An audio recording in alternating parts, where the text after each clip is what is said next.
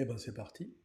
Alors, bonjour à tous, si vous êtes connectés. Ah bah déjà, ça commence. Bonjour. Alors, aujourd'hui, je voulais vous parler de comment utiliser la Maven Registry de GitLab facilement. Par contre, j'oublie toujours de couper le son sur Twitch et du coup, je m'entends en double. Donc ça, c'est fait. Un jour, j'y arriverai du premier coup. Depuis quelque temps, il est possible d'utiliser les projets ou les groupes GitLab comme une Maven Registry. Donc ça peut être pratique avec certains projets. Là aujourd'hui, je vais vous montrer comment le faire avec du Maven. C'est possible de le faire avec du Gradle. J'ai aussi, je le fais à partir d'un projet et vous pouvez très bien le faire à partir d'un groupe. Donc là, le projet devient sa propre Maven Registry. Je vais vous partager mon écran. Voilà, donc j'ai créé un groupe. Je vais créer un nouveau projet que je vais appeler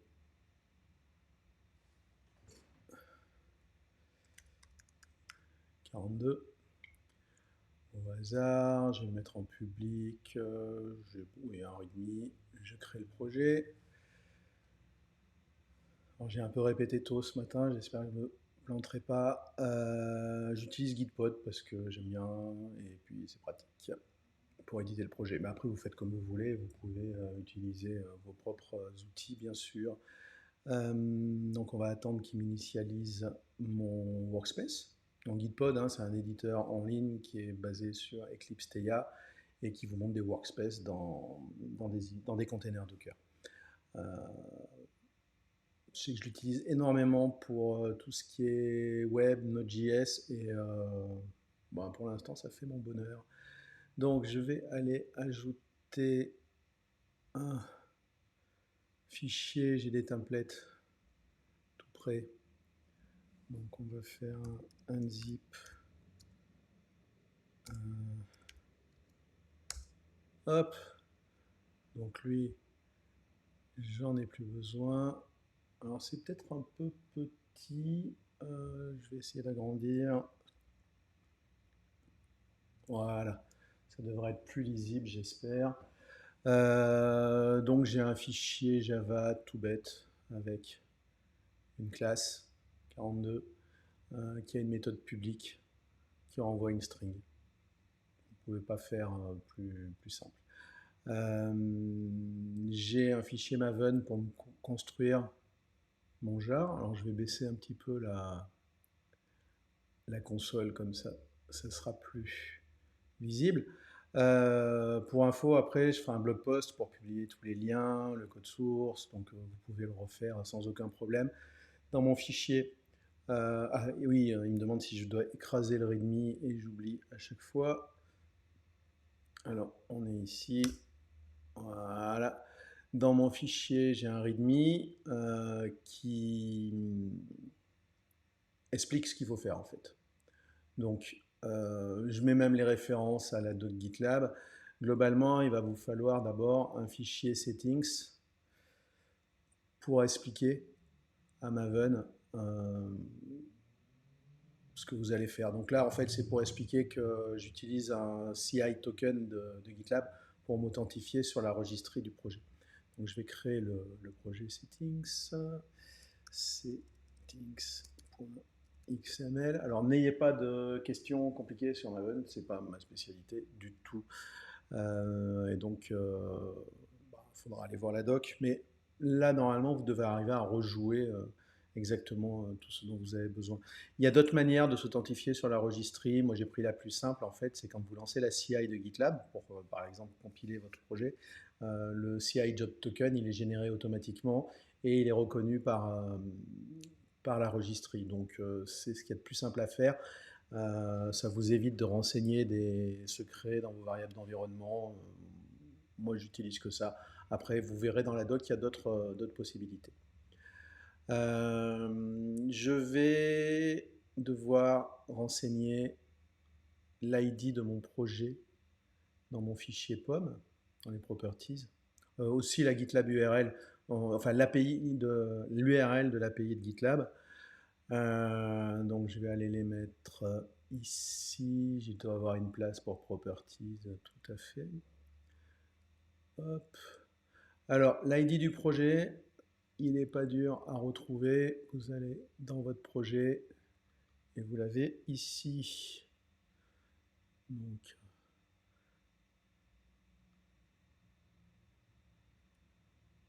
voilà. Donc normalement, je vérifie que je ne me sois pas trompé. Non, c'est bon. Donc je sauvegarde. Ensuite, qu'est-ce que j'avais mis dans mon README? Alors on va le baisser un petit peu. Il faut que je déclare le repository de ma librairie en fait. Donc c'est toujours dans mon POM. On va le mettre ici. Donc pour construire l'URL en fait de ce repository, c'est la GitLab URL API que j'ai mis dans les properties parce que je le réutilise plusieurs fois, /project, /l'id de mon projet, packages, /maven. Est-ce que j'ai autre chose à faire? Oui. Il faut que j'utilise, que je rajoute ceci dans la section Distribution Management.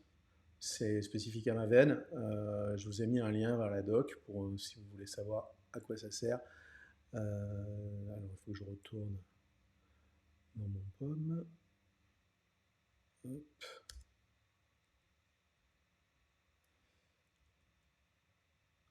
Donc normalement, avec tout ça, j'ai ce qu'il faut pour, on va dire, transformer mon projet et publier dans la, enfin builder mon projet et publier dans la registrie du repo. Pour faire ça, je vais créer un fichier GitLab CI, donc new file pour gitlab-ci.yaml. Et qu'est-ce que je vais mettre dedans? J'ai tout mis dans le README. Voilà, c'est simple. Tac. Il est ici. Donc je dis à ma CI que je veux utiliser l'image Maven. Comme ça, j'ai pas besoin d'installer. J'ai un stage de build qui me permet de builder mon jar, d'exécuter la commande main dedans pour voir si tout se passe bien. Et ensuite, je le déploie dans ma Maven registry. Donc le -gs comme paramètre de MVN deploy permet de forcer l'utilisation des settings. Vous pouvez lui donner un settings particulier, donc c'est celui que j'ai créé tout à l'heure. Donc maintenant, j'ai plus qu'à publier. Alors j'ai un petit raccourci, git pub, hop. Voilà, donc si je retourne sur mon projet, on s'aperçoit que j'ai ma CI qui est en marche, donc il est en train de faire le build. On va attendre un petit peu. Pendant qu'il tourne, j'en profite pour terminer mon café.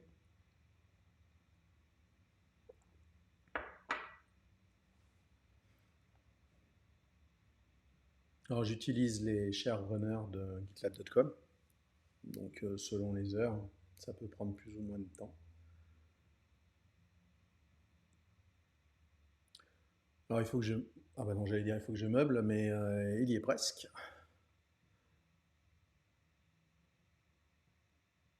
Donc là, il compile, enfin il build,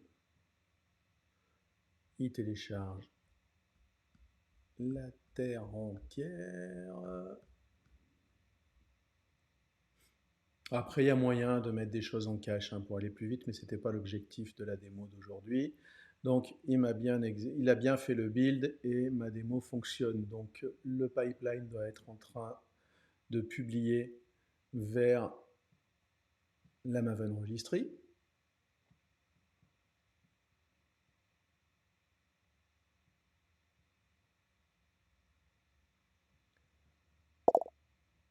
Petite question. Merci.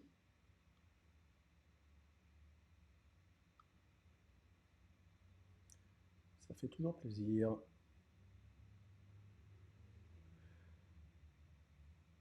Alors, cette fois-ci pour meubler, qu'est-ce que je voulais dire? Ah oui, je ferai la même chose pour la NPM Registry et puis la Docker Registry aussi, dans pas longtemps. Voilà, donc le job est terminé, j'ai pas eu de problème. Et ben maintenant, si je vais ici, dans Package Registry, vous apercevez que en fait, je peux accéder à ma librairie et que ça vous donne toutes les informations nécessaires pour l'utiliser. Donc c'est ce qu'on va faire. Donc là, pour transformer votre repo en package registry, c'est super facile, vous l'avez vu. Je vous filerai les liens dans un blog post dans la journée. Maintenant, mettons que je veuille euh, utiliser mon, ma librairie dans un autre projet. Donc je vais créer un autre projet. Alors je ne sais plus comment je l'avais appelé. On va dire que c'est celui-là. Oui, public. Le readme, bon, au pire, je l'écraserai si j'en ai déjà un. Là aussi, je me suis fait un zip. Donc, je crée mon projet.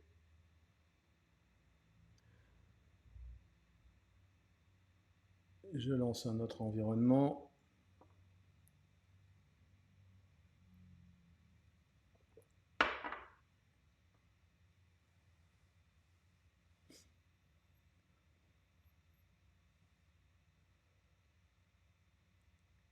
Donc, cette fois-ci, je vais aller récupérer un autre template. Donc, je vais faire un zip. Est-ce que je veux écraser? Oui. Voilà. Ouais, je ramène n'importe quoi dans mon. Je ramène même mes scripts shell. Bon, peu importe. Lui, j'en ai pas. Ah oui, j'ai carrément tout. J'ai dû faire un gros zip de fou. Ce matin, c'était trop tôt quand j'ai fait ça. C'est pas grave. On va faire un peu de ménage. Lui, j'en ai pas besoin. Lui, je n'en ai pas besoin aussi. Hop. Bon, les deux fichiers non plus. Qu'est-ce que j'ai d'autre? Alors, est-ce que c'est bon? Oui, c'est le bon projet. Donc là, en fait, je vais utiliser quand j'aurai importé ma librairie et je vais l'exécuter. Enfin, je vais appeler la méthode fully spell out de ma librairie et je vais l'exécuter. Alors là, vous voyez que c'est en rouge hein, parce que il n'arrive pas à trouver la définition de ma librairie. Il ne sait pas où elle est. Donc il va falloir que je lui explique.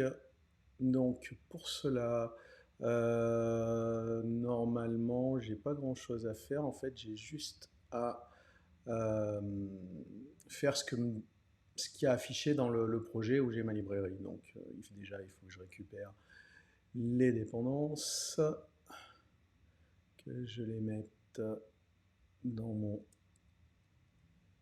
pomme. C'est un peu petit, on va agrandir. On va baisser ça. Hop. Donc là, j'ai mis les dépendances. Ensuite, j'ai besoin de quoi?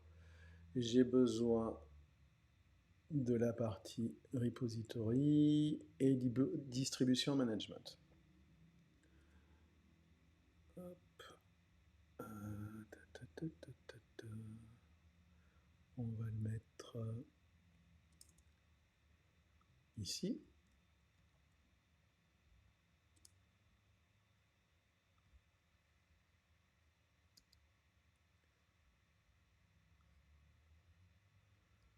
Donc vous avez le lien vers le projet de la librairie.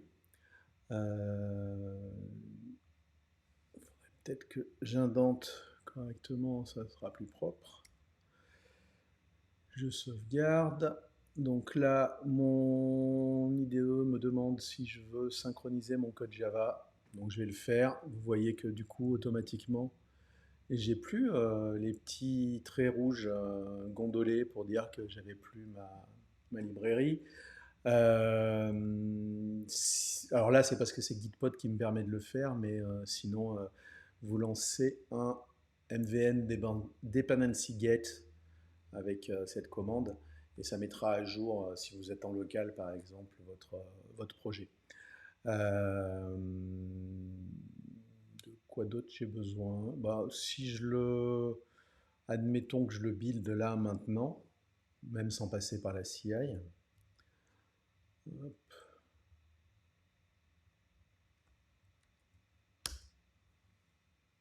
Donc on va attendre un petit peu.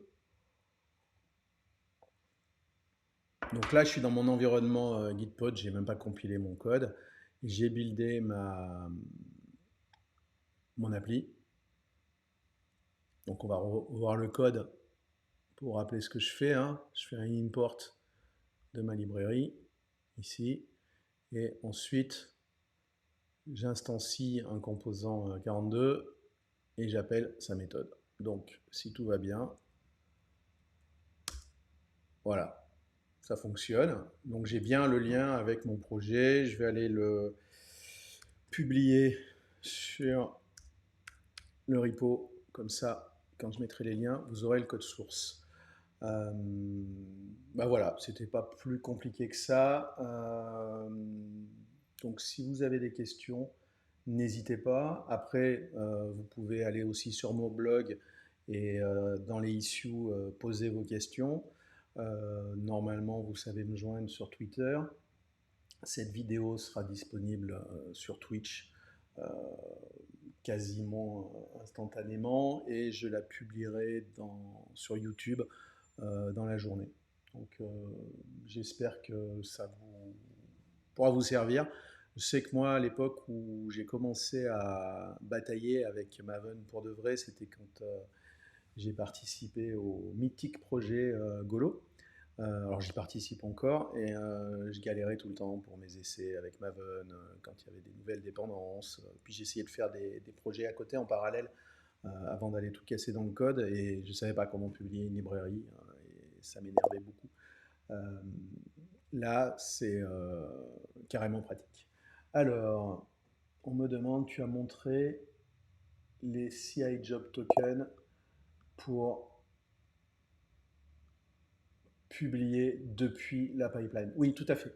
Après, dans la doc, tu peux trouver, comment ça s'appelle tu peux trouver comment le faire en utilisant un deploy token ou en utilisant ton token perso.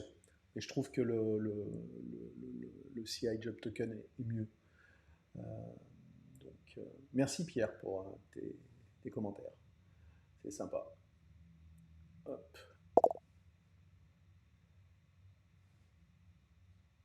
Oui, donc alors a priori, c'était underscore Wasil est d'accord avec moi sur le fait que les CI Job Tokens, c'est super pratique. Ouais, ouais, c'est top. Euh, bon, la doc sur ça est plutôt bien faite, donc n'hésitez pas à vous y référer, sinon demandez-moi. Et puis, alors, je ne sais pas si j'aurai le temps cette semaine, mais la semaine prochaine, je ferai probablement la partie NPM ou la partie Docker, ou peut-être les deux. Alors la semaine prochaine, c'est aussi le Noël des speakers, donc on va être occupé, mais j'essaierai de vous préparer ça. Du coup, bah, je vous souhaite une très bonne journée, un bonne fin de journée, quoi, et puis bon courage, on est encore en début de semaine, euh, et à très bientôt. Merci à vous d'être venu. Au revoir.